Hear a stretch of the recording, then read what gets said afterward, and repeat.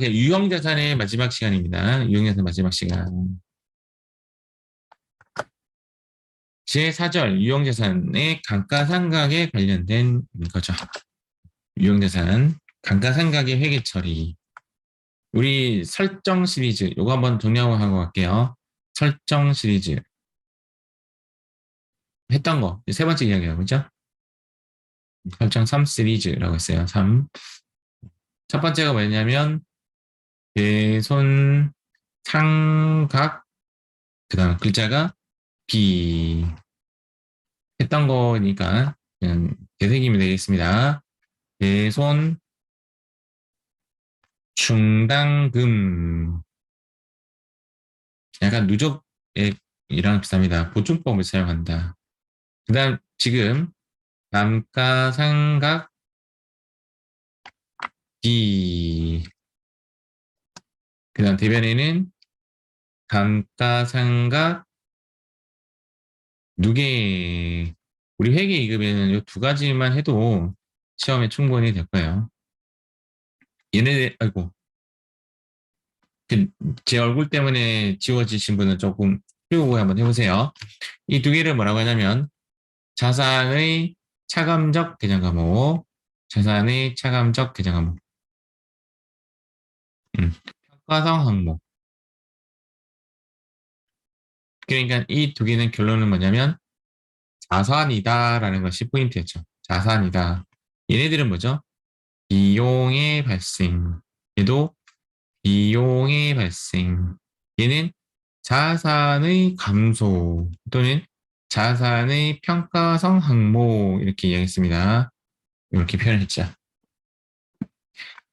세 번째까지 한번 가볼게요. 세 번째까지. 세 번째는 그렇죠. 퇴직급여 그렇죠. 퇴직급여. 여로 끝나니까 얘는 비용이다. 그 다음 대변에 퇴직급여 충당부채 설정 붕괴는 이론 문제용입니다. 실기용이 아니에요. 실기는 자동으로 됩니다. 그래서 얘는 부채죠. 얘는 부채. 부채를 오른쪽에 가면 증가를 나타내는 겁니다. 얘는 비용의 발생. 설정 3 시리즈 이렇게 같이 세트로 암기하시면 좋습니다. 세트로. 감가상각비 계산 방법은 일단 시험에는 세 가지만 나올 겁니다. 세 가지.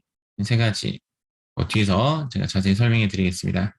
유형자산의 취득 후의 지출은 본인 계정 과목으로 따라가는 거죠.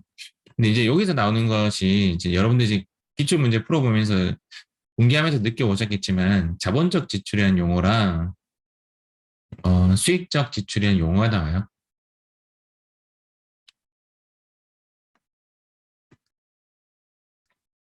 이런 용어가 나오는데 자본적 지출은 자산 처리하는 거. 뒤에 나옵니다. 정리를 미리 한번 던지고 하려고. 자는 자다 이러는 거죠. 자. 자본적 지출은 자산 처리하는 거. 수익적 지출은 비용 처리합니다. 반대말이죠. 예. 비용 처리합니다. 자본적 지출은 자본이 아니라 자본적 지출은 자산 처리, 수익적 지출은 비용 처리한다라는 겁니다. 그래 어쨌든 여기서 근데 시험에는요 거의 답이 건물 아니면 기계장치예요. 건물 아니면 기계장치. 건물이 가장 잘 나오고 답이 답 자체를 이야기하는 거예요. 문제에서 자본적 지출로 처리하시오라고 하면 답이 건물 아니면 기계장치가 좀 많습니다. 회계 1급에는 기계장치가 좀 많은 것 같더라고요. 수익적 지출에서 가장 많이 나오는 답은 수선비입니다. 수선비. 외울 것까지는 없는데 어느 정도 많이 나왔으면 제가 지금 이걸 외우고 있어요. 맞죠? 그래서 수익적 지출은 수선비가 가장 답이 많이 나오고 수익의 반대말인 비용 처리해라 라는 말이고 자본적 지출은 자산 처리하는 것이고 답은 건물 또는 기계장치가 가장 많이 나옵니다. 일단 여기 이렇게 1번하고 3번은 이렇게 정리하면 끝나요. 1번하고 3번을 이렇게 정리하면 끝나고 우리의 핵심은 2번인 거죠. 약간 수학적 근해 공식처럼 외워야 되는 부분이 조금 있습니다. 근데 외워야 되는 부분을 해결하기 위해서는 아까 그 그림 기억나죠? 위로는 감가상각 대상금액, 아래는 미상가각 잔액 또는 장부가액 이런 부분을 조금 기억하셔야 됩니다. 감가상각의 회계 처리, 차변의 감가상각비, 대변의 감가상각 누계액으로 이렇게 처리를 합니다. 그래서 비품의 감가상각비는 20만 원이다 라고 하면 얘는 이제 20만 원 차변에 비용 처리하고 그냥 감가상각 누계액이라는 놈을 대변에 갖고 와서 우리 그 설정 분계죠. 그래서 이렇게 설정 분계로 처리하시면 됩니다. 감가상각 누계액은 워낙 번호가 많기 때문에 비품이 212번이란 말이야. 그러면 감가상각 누계액, 비품 소속의 감가상각 누계액은 213번이 되는 겁니다. 번호 하나 많아요. 번호 하나 많아. 이런 관계를 갖고 있다 정도만 알고 있으면 됩니다. 그러면 이제 재무상태 표현은 이렇게 표시가 됩니다. 취득가액에서 감가상각 누계액을 뺀 나머지 80만 원. 얘를 뭐라고 한다? 장부가액이라고 한다. 얘를 색깔 다르게 이렇게 적혀 있네요. 얘를 장부가액이라고 하기도 하고 지금 프린트에 없네요. 또 다른 말로 미상각 잔액이라고 하기도 한다. 시험에는 둘 다 나와요. 둘 다. 둘 다 두 말 다 나와요. 근데 장부가액의 의미는 책에 표시되는 금액을 장부가액이라고 하고 그다음 미상각 잔액이라는 말의 의미는 상각이 되지 않았다라는 뜻이죠. 미상각이라는 말이죠. 미상각 잔액이라는 말은 그런 뜻입니다. 수학적 산식에 의하면 얘가 A라고 표시하고 얘가 B라고 표시한다면 이 친구는 A 빼기 B가 되는 거죠. 그렇죠? 얘는 A 빼기 B가 되는 겁니다. 이렇게 쓰는 것을 간접법이라고 합니다. 간접법. 이렇게 쓰는 것을 간접적으로 표현한다고 해서. 그래서 간접법이라고 하는데 얘를 직접 비품을 아웃시키는 이런 모습이 있습니다. 이렇게 얘를 뭐라고 하냐면 직접법이라고 합니다. 둘 다 쓰는데 통상적으로 우리가 지금 배우는 유형자산에서는 간접법, 유형자산 간접법을 많이 하고 있고 무형자산에서는 통상적으로 직접법을 씁니다. 근데 보통 소득세 신고할 때는 다 직접법을 써서 소득세 신고를 해요. 홈택스에는 직접법으로 이제 다운된 그러니까 그 금액이 장부가액을 바로 적는 것을 원하고 있더라고요. 그렇게 표시가 돼요. 그리고 신고할 때는 간접법은 이런 목회에서 80만 원이 표시가 되는 모습이고 직접법은 비품이 100만 원에서 바로 80만 원 바뀌기 때문에 장부가 추적이 안 돼요. 바로 취득가액이 얼마인지 모르는 거죠. 바로 이렇게 80만 원이라고 쓰는 거. 얘가 직접법의 모습이고 통상적으로 건물이나 무형자산에서는 아니 건물이 아니라 무형자산에서는 직접법을 쓴다. 이렇게 보시면 됩니다. 회계 처리. 회계 처리 이제 여러분들이 갖고 있는 분계 중에서 이제 가장 어려워하는 분계가 얘인데 그냥 개념적 접근과 이제 정답적 접근을 한번 가볼게요. 취득가액에서 감가상각 누계액 이렇게 그림으로 친다면 자 여기 취득가액에서 감가상각 누계액 요 뺀 거 얘를 뭐라고 하죠? 얘를 지금 여기서 이제 말하는 400만 원 400만 원이 여기죠. 요만큼이죠. 400만 원을 얘를 우리는 뭐라고 하냐면 장부가액이라고 합니다. 장부가액. 우리가 처분할 때는 장부가액으로. 자, 처분할 때는 장부가액으로. 처분할 때는 이거 기억하셔야 돼요. 그래서 지금 현재 처분을 한번 해볼게요. 지금 제가 쓰는 게 지금 오답입니다. 오답. 그래서 기계장치를 처분합니다. 기계장치를 얼마에 처분한다? 400만 원에 처분합니다. 여기 처분한다는 거죠. 처분하니까. 돈 얼마 받았죠? 현금을 300 받았죠? 아니, 400만 원을 300만 원 받으면 손실이죠. 왼쪽에는 마이너스 개념, 오른쪽에는 플러스 개념이 되기 때문에, 왼쪽에는 손실, 뭘 했는데, 유형 자산을, 손실 100이에요. 그래야지 차대변이 동일해지니까. 유형 자산을 뭐 했다? 어, 처분했죠. 처분. 처분해서 생긴 손실이다. 이 말입니다. 유형자산을 처분해서 생긴 손실이다. 왼쪽에는 손실, 오른쪽에는 이익. 이렇게 분개를 하면 돼요. 이렇게 분개를 하면 되는데 장부가 좀 웃기게 생겨요. 어떻게 장부가 나오냐면 아까대로라면 여기에 기계장치가 취득가액이 600 이렇게 적히고 이렇게 그 밑에 감가상각 누계에 200 이렇게 적혀서 장부가액은 이제 얼마로 적히냐면 400으로 이렇게 적혀 있단 말이에요. 우리는 음악 내가 뭐라고 했냐면 매각 시에는 장부가액으로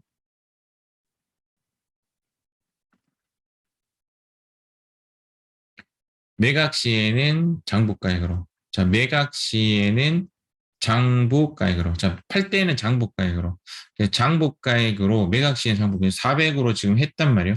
이렇게 되면 어떻게 되냐면 얘가 400으로 얘가 이제 400이 날라갔으니까 200으로 바뀌어요. 400이 날라갔으니까 그래서 얘가 얼마가 되냐면 0이 돼요. 웃기게 되는 거죠.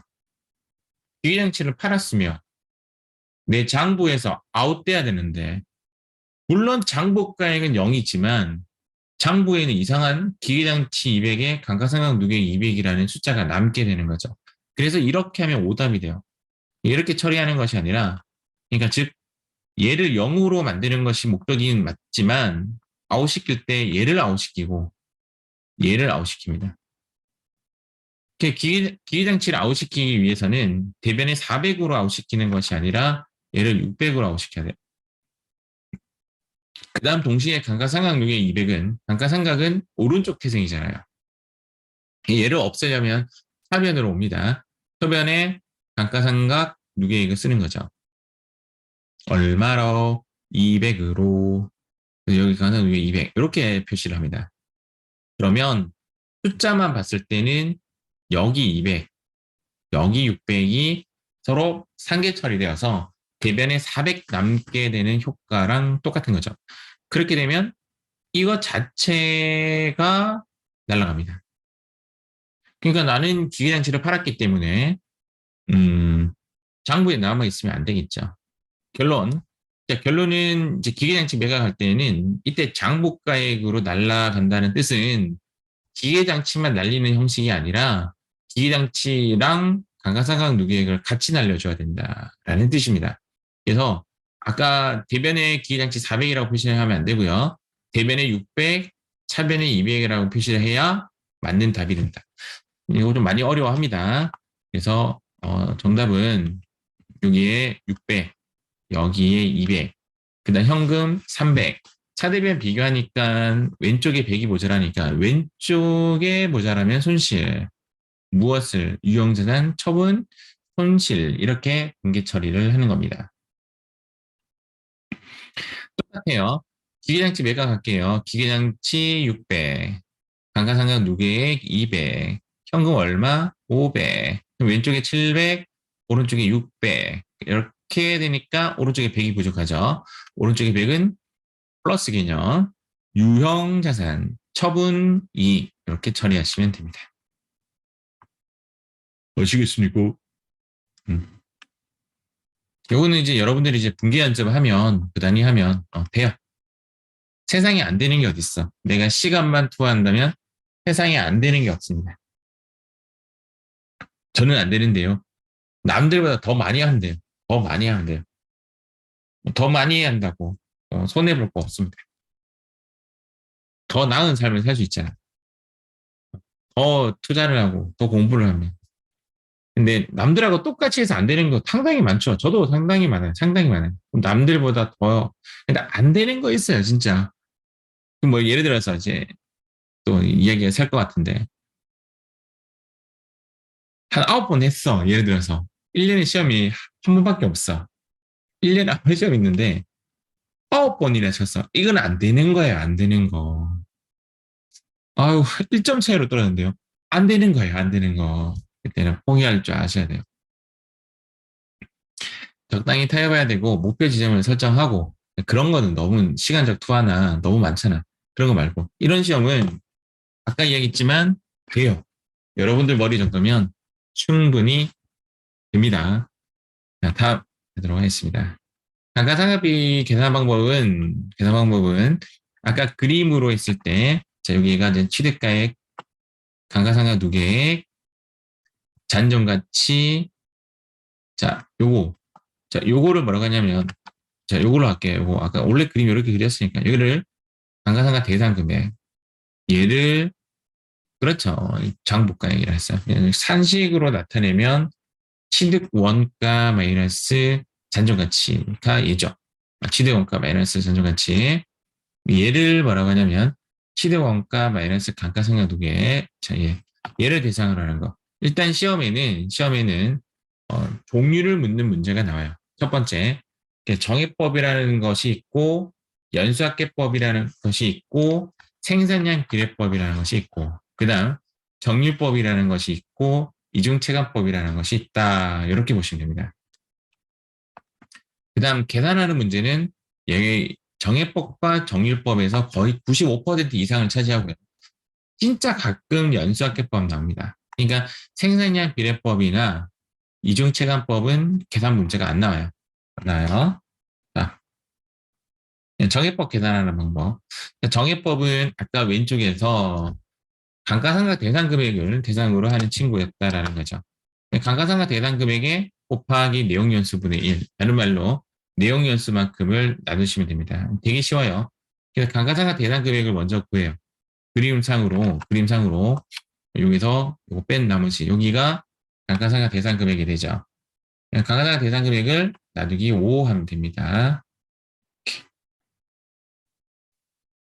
그러면 매년 얼마씩 된다? 16만 원씩 되겠죠.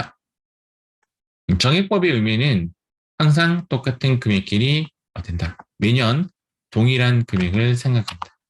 계산이 단순하고 간편하고 재산의 가치가 일정하게 감소하는 경우 이 가장 대표적인 것이 거기 적혀 있겠지만 건물하고 무형자산이 가장 대표적입니다. 1년 차에 가장 적은 감가상각을 한다. 요거 볼표 일단 요거 볼표. 매년 동일한 금액을 생각하는 것은 정액법밖에 없습니다. 매년 동일한 금액을 생각하는 것은 정액법밖에 없습니다. 자, 다음 정률법 한번 가볼게요. 자, 정률법은 미상각 잔액에 곱하기 률하면 됩니다. 아주 간단해요. 아니, 그러면 정률을 구하는 문제가 나오느냐? 정률을 구하는 문제는 안 나와요. 얘는 문제에서 주어져요. 그럼 정률을 구할 때는 어떻게 구하느냐? 1 루트 적혀 있죠. 시대원가에서 잔존가치를 n분의 1승 하는 겁니다. n분의 1승. 내용연수 분의 1승. 요거를 우리 시험장에 가져갈 수 있는 요 계산기를 통해서 풀어낼 수가 없습니다. 풀어낼 수가 없기 때문에 정률은 무조건 주어집니다. 여기에 내용연수 들어가고 여기에 잔존가치 들어가기 때문에 실질적으로 우리가 풀 때는 내용연수하고 잔존가치가 필요 없어요. 뭐만 있으면 돼요? 미상각 잔액만 알면 돼요. 얘는 주어지니까. 그래서 이제 0.4라고 가정한 거예요. 정률과 얘만 필요한 거죠. 필요 없다 이 말이에요. 필요 없다고요. 잔존가치가 중요하지 않다고요. 왜? 정률이 주어지니까. 그래서 계산은 100만 곱하기 40만 해서 이만큼 가치가 떨어지죠. 그럼 여기까지가 감가상각 B, 감가상각 6개 여기를 뭐라고 한다? 장부가액이라고 한다. 또는 미상각 잔액이라고 한다. 그래서 여기를 또 40%. 그러면 24만 원이 되죠. 또 떨어지죠. 여기를 감가상각 B, 여기를 감가상각 2개, 여기를 미상각 잔액. 미상각 잔액이 얘죠. 미상각 잔액. 여기서 곱하기 0.4. 매년 금액이 조금씩 줄어드는 것이 보여지죠. 그래서 얘의 특징이 뭐냐면 초기에 감가상각을 많이 인식한다. 이게 특징입니다. 시간이 갈수록 점점 적게 인식된다. 근데 이거는 이 두 개는 정액법을 제외한 나머지 다 그래요. 정의법을 제외한 나머지 전부 다 초기에 감가상각비를 많이 인식하고 시간이 지나면 지날수록 적게 인식하는 그런 구조를 갖고 있습니다. 다 그래요, 다. 다 가속상각방법이에요. 그러니까 정의법을 제외하고는 다 가속상각방법입니다. 요거 별표. 자, 2년 차도 아니고 3년 차도 아니에요. 1년 차. 1년 차에 가장 많은 감가상각을 합니다. 1년 차에 가장 많은 거. 그러니까 이미 그로스가 차이 나죠. 1년 차에 가장 많이 하는 놈이 정의법.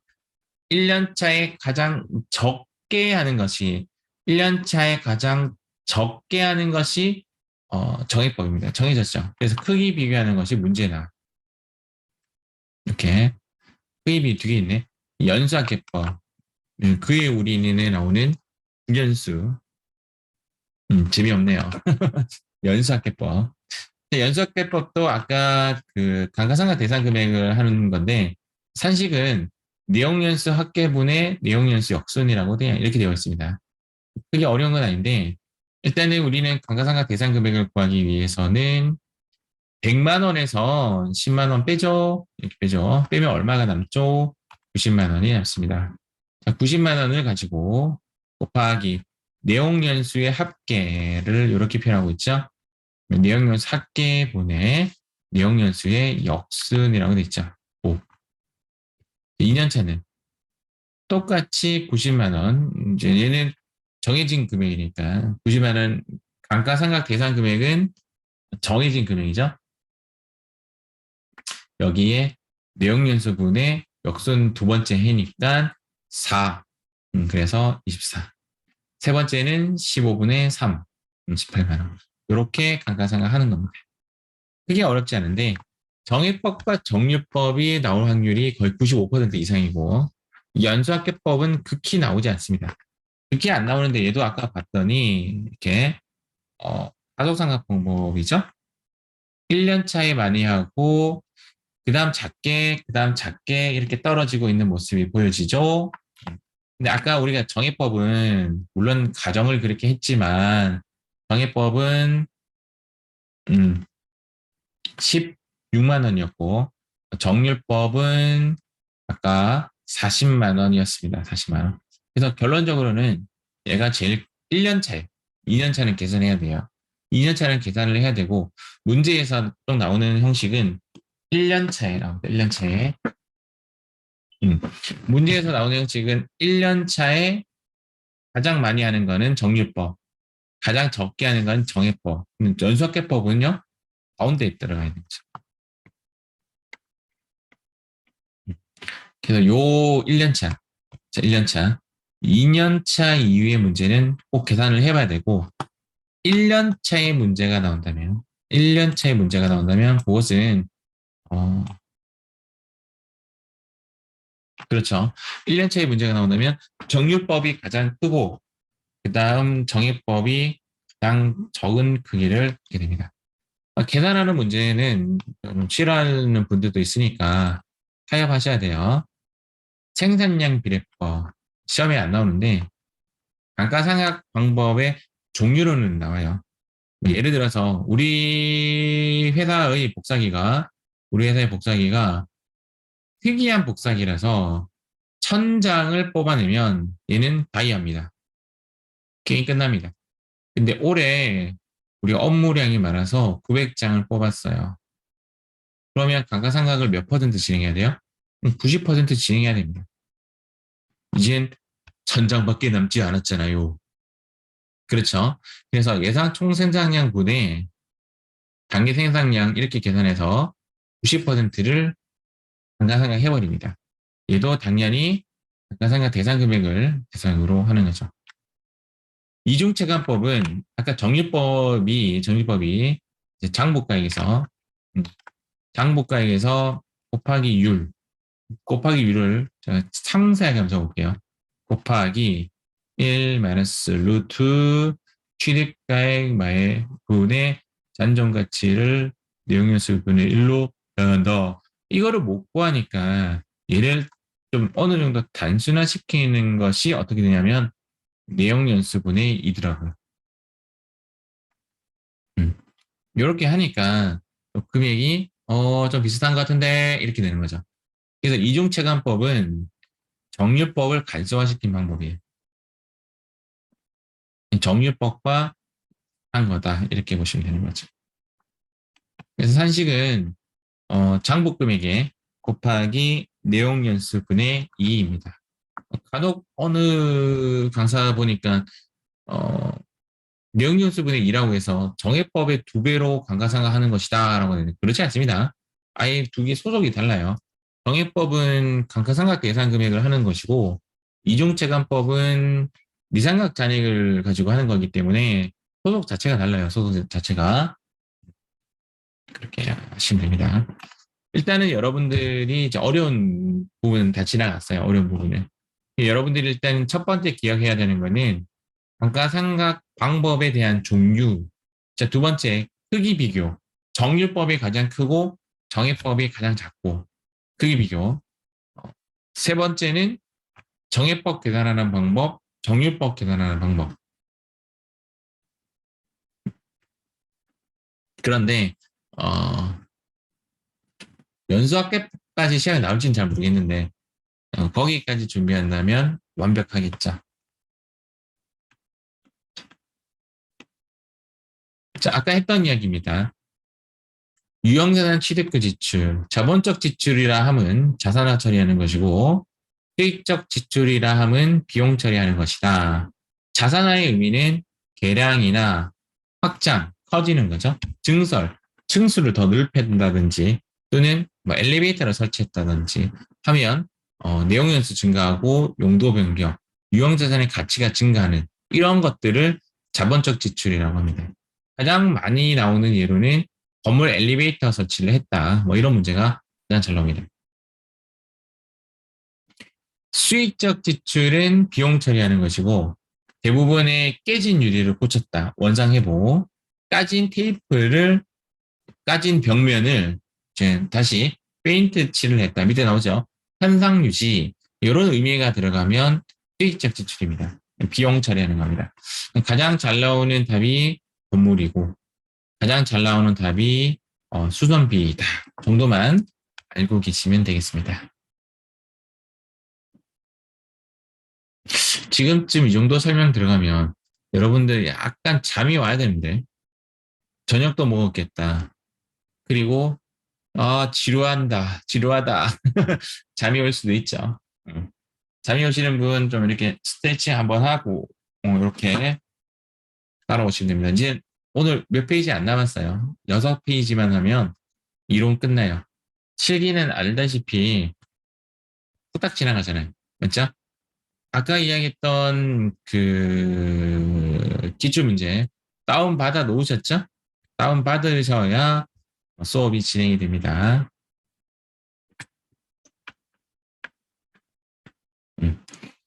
유형자산의 손상차손은 감가상각하고 달리 시간에 따라 가치가 떨어지는 것이 아니라 어떤 징후에 의해서 뭐 번개를 맞았다든지 또는 홍수를 받았다든지 해서 생기는 손상입니다.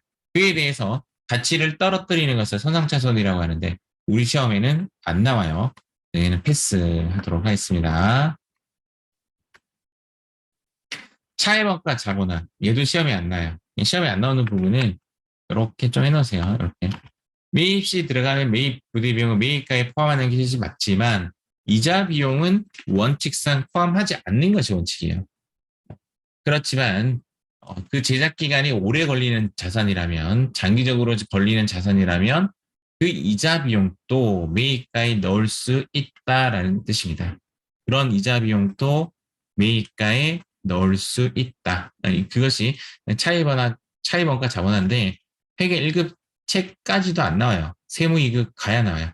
제가 지금 만든 이 PPT는 세무이급 책에 나오는 것을 위주로 만드는 내용이라서 우리 시험에서 조금 벗어나는 이야기도 있습니다. 기출 문제 한번 보도록 할게요.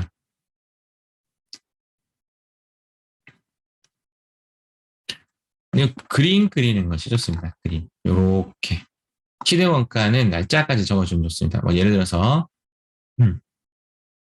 2022년이죠 지금 1월 1일에 취득한 얼마짜리가 500만 원짜리가 잔존 가치가 얼마다? 여기 쫙 그어주고 여기 50이다. 내용 연수가 5년이고 1년간의 감가상각비는 얼마인가? 감가상각 방법은 어떤 방법을 쓴다? 저해법을 정한다. 그러면 이제 감가상각 대상 금액이 여기서부터 여기까지 450이 되고 정해법은 나누기 5 하면 되죠. 매년 얼마씩 90만 원씩 처리하면 됩니다. 정답은 2번이 되는 거죠. 그림 그려놨네. 슝슝 슉 슉 슉 슉 이렇게 하시면 정답이 2번입니다. 그래서 감가상각 방법은 그림을 그려서 문제를 푼다면 상당히 쉽게 나올 수 있습니다. 자, 이번에도 정의법이에요. 자, 구입액 3천만 원. 여기 정기 감가 여기 3천만 원. 감가상각 누계액은 누적액이 300. 내역연수 5년, 잔존가치 요 밑에 없음. 그러면 감가상각 대상 금액은 여기서 여기까지죠. 3천이죠. 얘는 쓸데없는 데이터이죠. 그냥 3천만 원에서 나누기 5년 이렇게 하면 답은 600이 정답이 되겠네요. 쓸데없는 데이터이다 이거죠. 왜? 그림을 우리가 그래서 공부하다 보면 이런데 당하지 않습니다.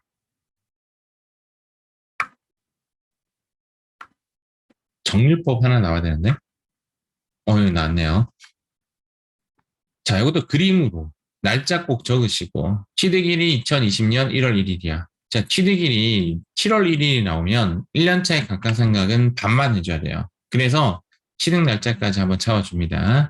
취득 금액은 취득 때 포함해야 되니까 850만 원. 상각률 10%. 오케이. 10% 한번 드릴게요. 자, 10% 얼마? 85만 원. 슈, 이때 언제냐고? 2020년 이때의 말 12월 31일. 한 번 더 가야 되네. 오케이, 한 번 더 갑니다. 몇 프로? 10%. 근데 지금 가치가 떨어졌잖아. 850만 원에서 85만 원어치 떨어졌거든. 850만 원 빼기 85만 원을 빼고 나면 여기 남아있는 숫자는 765만 원입니다.